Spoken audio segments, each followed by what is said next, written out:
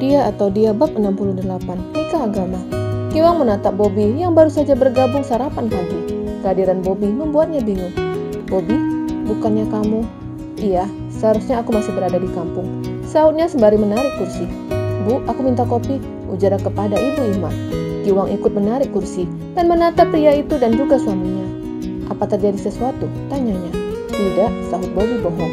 Persahabatan Siti dan Giwang yang sangat dekat membuatnya enggan untuk bercerita. Apa ini ada hubungannya dengan kehadiran Siti di rumah sakit? Tebak Giwang. Oh, tidak ada. Ada banyak pekerjaan yang harus aku siapkan, sahutnya bohong. Lalu melirik Adlan. Apa kamu tidak menegur Siti? Dia melakukan kesalahan. Bobby menggelengkan kepalanya. Menyesap kopi buatan Ibu Ima. Menegur tidak akan diberi Siti, maka lebih baik dia diam. Aku akan menghubungi Siti, ujar Giwang langsung menekan nomor Siti, tapi Bobby melarangnya. Tidak perlu diperpanjang. Giwang menatap pria itu dengan tatapan tajam. Tapi Siti istrimu. Ya, dia istriku. Tapi apa dia menganggapku suaminya? Pertanyaan dari Bobby membuat Giwang terdiam. Penuturan pria itu sebagai bentuk rasa kecewanya. Menurutnya Bobby sudah angkat tangan dengan sikap Siti. Sementara itu di kampung, Chef Robi masih menjaga Yayu dari kecoa. Gadis belia itu mulai mengejapkan matanya. Dan ketika matanya terbuka, dia kembali teriak ketakutan. Yayu, ujarnya langsung menenangkan. Mana kecoa itu? Tanyanya langsung melipat kakinya, menatap ke arah lantai, lalu tatapannya menatap ke arah tempat tidur. Yayu kembali teriak. Yuk tenang, ujar Chef Robi. Nani yang ketika itu berada di dapur langsung berlari ke kamar anaknya. Yayu, ujarnya lalu memeluk anaknya. Kecoa, Bu. Enggak ada kecoa, kamu sedang bermimpi, sahut ibunya bohong. Ada, Bu, tadi ada di... Yayu kembali teriak. Dia terlihat sangat ketakutan. Tidak ada, Yu, dari tadi kamu tidur, timpal Chef Robi yang ingin Yayu melupakan binatang menjijikkan itu. Terdengar suara Dodit yang memanggil nama adiknya. Apa sakitnya kamu lagi? Tanyanya ke ibunya. Wanita parubaya itu menganggukkan kepalanya. Mereka dapat melihat Yayu duduk di pojok tempat tidur dengan kaki ditekuk dan kedua telapak tangan menutupi wajahnya. Kita harus membawanya ke kota, ujar Chef Robi. Ya sudah bawa, sahut Dodit yang mementingkan kesehatan adiknya. Tidak bisa dibawa begitu saja. Yayu dan Robi belum menikah. Mereka tidak boleh tinggal satu atap, larang ibunya. Ya sudah, nikahkan sekarang, aku walinya. Nani terbelalak dan begitu pun Chef Robi ikut terbelalak. Begitu cepat Dodit melepaskan adiknya. Dia bukan tidak sayang kepada Yayu, tapi dia sangat yakin jika Robi dapat membahagiakan adiknya. Surat-suratnya belum siap, ujar Nani lagi. Dodit menatap adiknya yang ketakutan dan gemetaran. Sudah cukup lama penyakit itu tidak kambuh. Penyakit yang disebut katsaridaphobia yang sebaiknya segera ditangani. Kita nikahkan mereka secara agama, sahut Dodit yang tidak mau berpikir pusing. Chef Robi langsung mengerutkan dahinya. Dia tidak pernah berpikir akan menikah agama dulu dengan Yayu. Dia ingin pernikahannya dengan Yayu dilakukan secara agama dan juga negara. Ibu tidak setuju, tolak Nani. Ibu bukan tidak percaya dengan kamu, Nani menatap Chef Robi. Hanya saja ibu khawatir kamu akan mengecewakan Yayu, sahutnya cemas. Aku mengerti dengan kekhawatiran ibu, tapi tidak mungkin aku menyakiti Yayu, jelas Chef Robi meyakinkan. Kemungkinan itu bisa saja terjadi, sahut Nani lagi yang cemas dengan keadaan anaknya. Aku tahu ibu cemas dengan anak gadis ibu, tapi aku ada solusinya, ujar Chef Robi. Ibu dan anak itu saling menatap Chef Robi.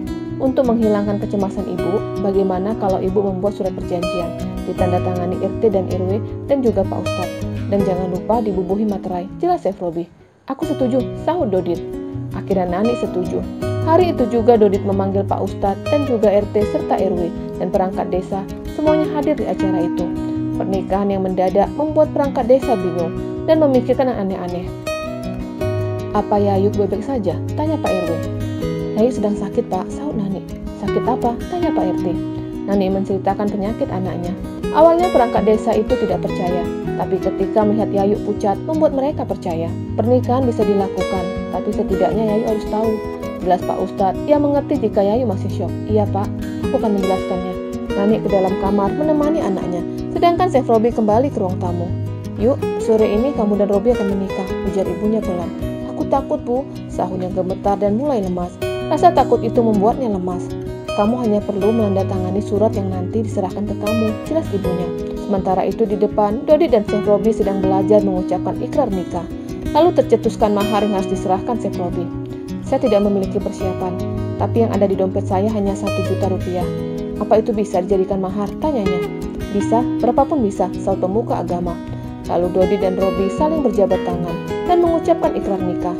Sampai terucap kata sah dari masing-masing saksi yang merupakan perangkat desa.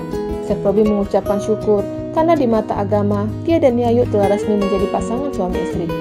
Semua saksi menandatangani surat yang akan digunakan Nani dan Dodit jika sewaktu-waktu Chef Robi tidak mengakui pernikahan itu. Begitupun Chef Robi juga menandatangani surat itu. Dan tibalah Nani membawa surat itu ke hadapan anaknya. "Aku takut, Bu," ujarnya masih gemetar. "Iya, Nak, kamu dan Chef Robi sekarang sudah resmi menjadi pasangan suami istri. Tanda tangani ini agar kamu dan Chef Robi bisa berangkat ke kota, menjalankan terapi di sana." Dengan cepat Yayu membubuhkan tanda tangan di kertas itu. Dia hanya ingin meninggalkan tempat itu. Menurutnya tempat itu telah dipenuhi kecoa. Setelah itu, Yayu dibawa masuk ke dalam mobil. "Jaga adikku," ujar Dodit kepada Chef Robi. Pria itu menganggukkan kepalanya. "Ibu masih harus mengurus pernikahan secara negara," ujarnya, lalu melepaskan anaknya yang telah berada di dalam mobil, meletakkan pakaian Yayu di dalam bagasi. Setelah itu, mobil melaju meninggalkan kampung itu. Seketika itu, Nani langsung didatangi tetangganya. "Aku dengar Yayu sudah menikah secara agama," tanya seorang tetangga. "Iya." "Loh, bukannya menikahnya sebulan lagi?" timpal warga yang lain. "Yayu sakit," saut Nani. "Sakit apa?" tanya yang lain. "Hamil," timpal seorang warga. Nani langsung menatap tetangganya dengan tatapan tajam. "Anakku tidak hamil," serunya marah. "Loh, kok marah?" ejek tetangga. "Kalau nggak hamil nggak usah marah," celutuk yang lain. "Aku malas meladeni kalian," serunya dan berlalu. Tapi langkahnya terhenti karena ucapan tetangganya yang lain. "Bukannya kamu dulu pernah mengatakan Giwang seperti ini? Mengatakan Giwang hamil dan ternyata anakmu juga hamil." Nani mengepalkan tangannya dan segera berbalik. Seketika itu, dia langsung menjambak rambut tetangga yang telah menjelekkan anaknya. Terjadilah kebisingan di sana. Nani dan para tetangga saling serang. 1 lawan 5 dan Nani kalah. "Berhenti!" teriak Dodit. Seketika itu semua langsung melepaskan Nani. "Ajari ibumu," seru seorang warga yang segera berlalu diikuti teman-temannya. Dodit membantu ibunya yang terduduk di tanah. "Ada apa, Bu?" tanyanya. "Mereka mengatai Yayu hamil di luar nikah," gerutunya. "Biarkan saja," sahutnya mengajak ibunya masuk ke dalam rumah. "Bagaimana bisa dibiarkan? Mereka telah memfitnah Yayu." "Terus mau ibu bagaimana? Mau memukul mereka semua? Ibu saja tadi kalah. Mereka 5 orang, ibu 1. Mulut warga tidak akan pernah diam, jadi biarkan saja." "Dit, hari-hari ibu akan bertemu dengan mereka. Kuping ibu pasti akan panas mendengar gosip dari mereka. Tutup saja telinga ibu. Kalau perlu, tidak usah keluar rumah." Tiba-tiba Nani teriak bingung. "Apalagi, Bu?" tanyanya. "Pasti besok sudah ramai. Bagaimana ini?" tanyanya bingung dan cemas.